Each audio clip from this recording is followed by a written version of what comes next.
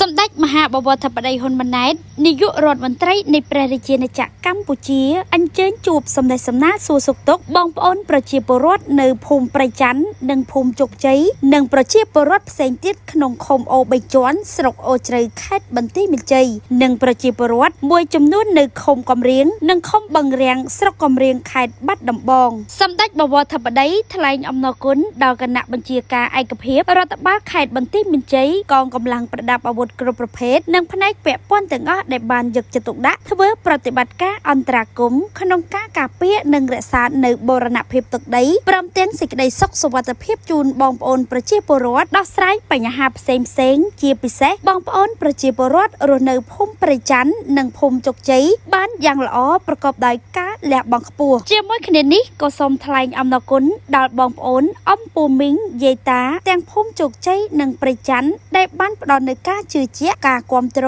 និងផ្ដល់សេចក្តីអត់ធ្មត់មកលើរាជរដ្ឋាភិបាលក្នុងការអនុវត្តទូនីតិនិងភារកិច្ចនៃបេសកកម្មការពារផលប្រយោជន៍បូរណភាពទឹកដី